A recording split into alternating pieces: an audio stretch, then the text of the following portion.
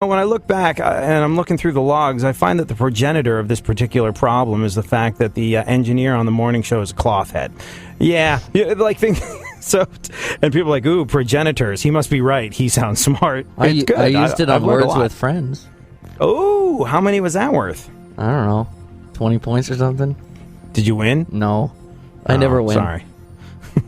Well, you know what? Here's the thing I've learned about Words with Friends. People cheat. Yeah. I cheat and I don't win. Yeah, well, that's because everybody is cheating now, and you just, like, I stopped playing it when I noticed that the people I played against were like, cat, bat, it, would, not, sock, like, things like that. I noticed that. And then all of a sudden they're like, ooh, look, octogenarian on a triple word score. I'm like, you know what, screw you.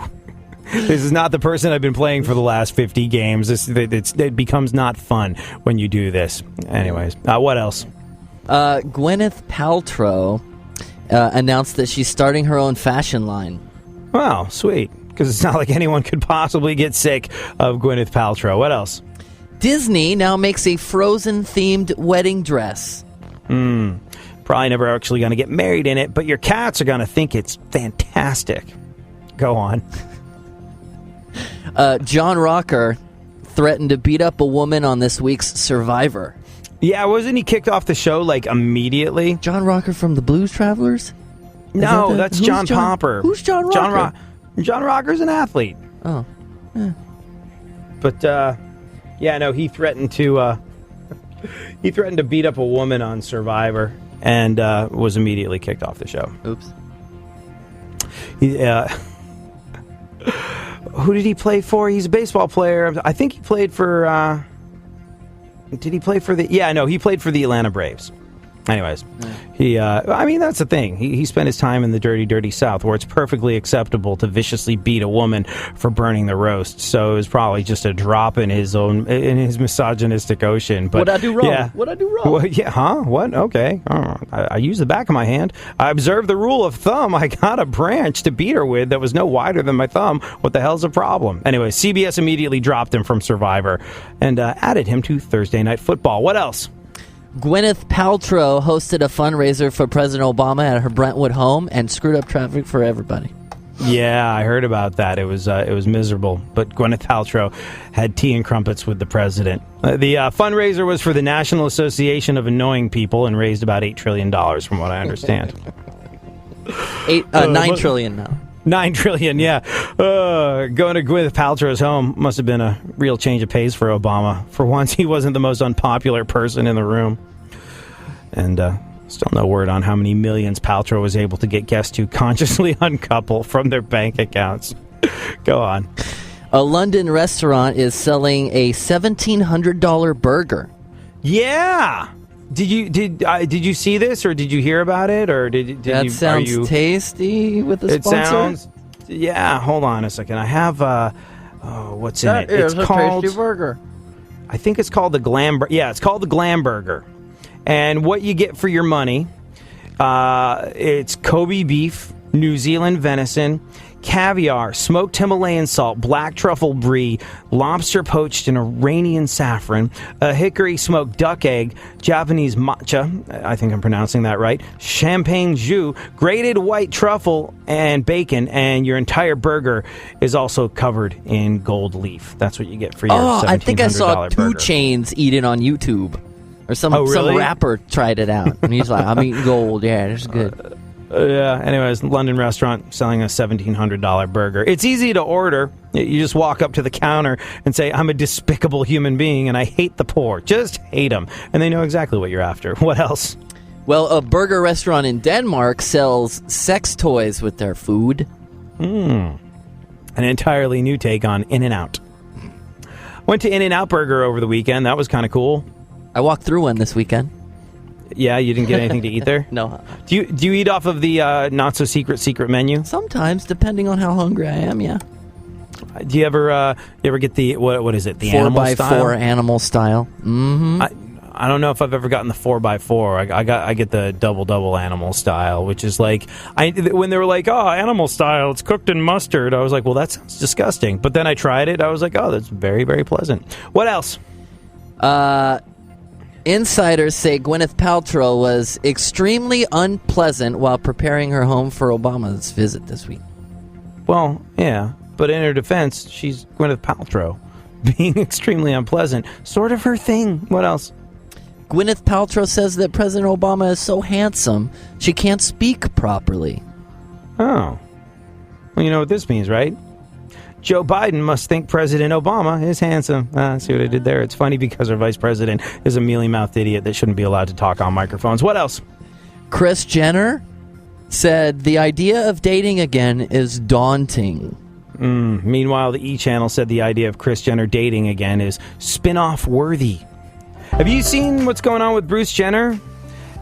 No. He hasn't officially come out and said it, but for all intents and purposes, it looks as though he's doing his very best to appear more like a lady than a man these days.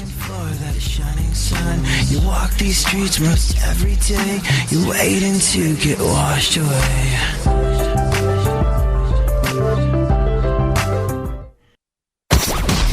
Go ahead, favorite the show and enjoy AD on the go. iHeartRadio presents AD. So, while we don't like to mire ourselves in tabloid journalism around here, just kidding, we get a lot of mileage off of it. But generally speaking, the news is where we deal with this sort of thing. We don't really care about the vast array of celebrity skank that is traipsing around the country outside of our news segment. That's where we have a little bit of fun. And the rest of the show is reserved for something that people like to feel is a little bit more weighty. But in this particular instance, let's chit-chat a little bit about what's going on with Amanda Bynes. Let's update our Amanda Bynes scorecards for a second, shall we? She's off the streets again. She's back under the care of professionals. Amanda flew to L.A. on Friday, where her family admitted her into a treatment center. The folks over at TMZ claim she's been placed on an involuntary 5150 psychiatric hold, where she's going to be watched and evaluated over a 72-hour period. The same thing happened last summer after Amanda started a fire in a woman's driveway and did all kinds of crazy stuff. She ended up spending several months in the psych ward.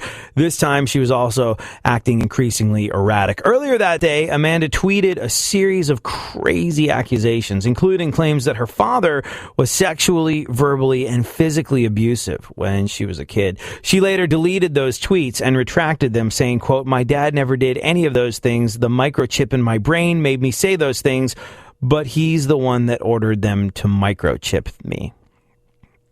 So, obviously, there's a lot going on here that is comedic gold. But here's the thing that I've noticed. Let's say you're shopping. Let's say you're at the grocery store, running the errands that Funkhouser and his girlfriend are going to run a little after this. Let's say you're doing something like that. And let's say guy or girl in a wheelchair rolls up next to you. What do? Maybe they're a paraplegic. Maybe, who knows? You probably go, "Oh, excuse me, am I in your way?" You go right ahead. And you might notice that they need help reaching something because they can't get up. They can't reach to the back of the freezer section to get delicious popsicles because they're confined to a wheelchair. So what do? You offer to help. You go, "Hey, which popsicles did you want?" And you're sensitive about it too. You don't necessarily try, while being sort of giving and charitable and helpful, you try not, very carefully, you try not to make them feel like less than. You try not to make them feel like less of a person. Because it's the right, polite thing to do. Let's say, for example, that person in a wheelchair who, I don't know, maybe a paraplegic, maybe lost the use of their legs in a war, or maybe it's nerve damage, or who knows. But bottom line is, they aren't able to walk. They aren't able to perform a lot of things that you need to be able to perform in this world to get through life. And they have to find workarounds. And you're only too happy to extend a helping hand to them. You're only too happy to kind of help them make their way in the world. Let's for a second imagine that person that comes in to the grocery store after you is not in a wheelchair. That's not...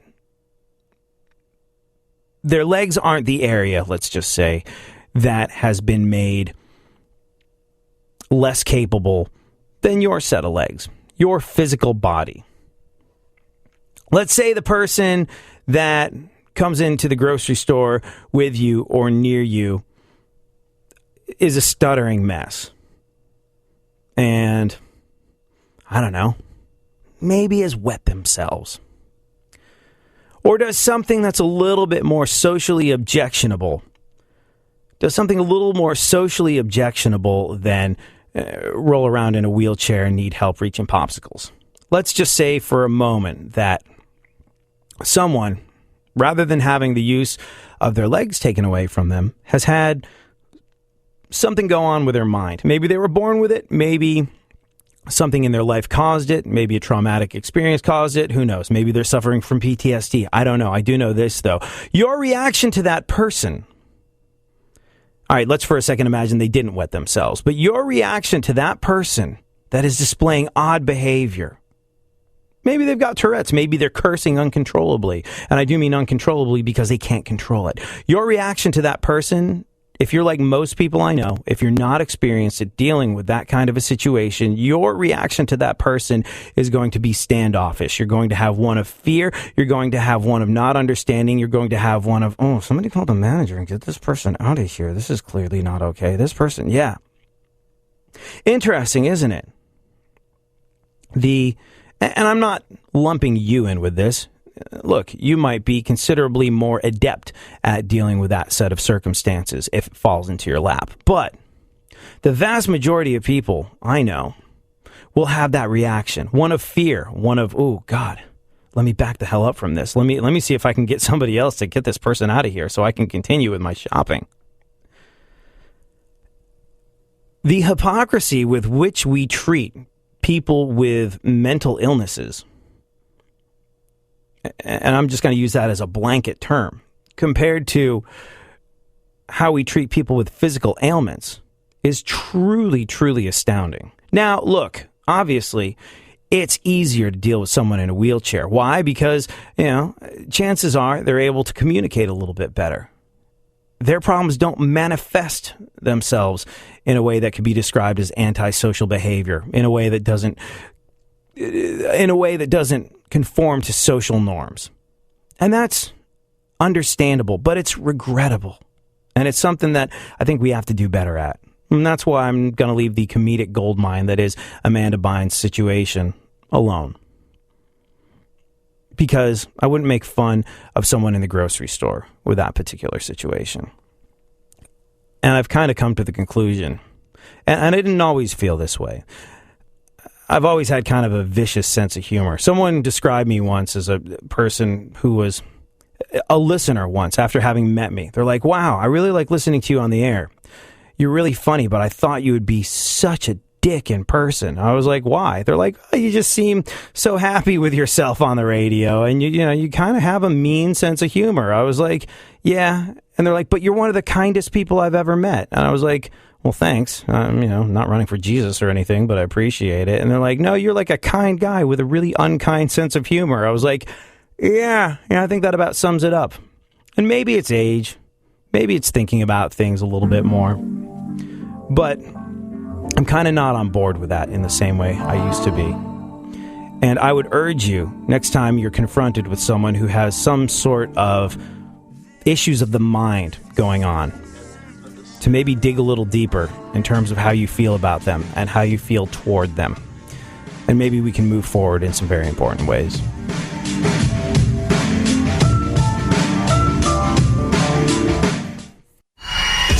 Delivering fascinating subjects, interesting talk, and boobs and fart jokes. AD on iHeartRadio. Let's go, talking that mess, better act like you know. Let's go tonight, walk away, punk, yeah, bitch. That's right, I know this. You're nothing but a punk, bitch. You're nothing but a punk, bitch. So walk away, yeah. Do you have kids? Are you planning on having kids? Do you worry what happens if you have a daughter? I do. I don't have kids, and I'm already confident that if and when I have a daughter, I will be that guy, as we said earlier on the show, who, when she goes out on a date, will be waiting on the porch with a shotgun. don't even own guns. Don't necessarily get behind the usage of guns.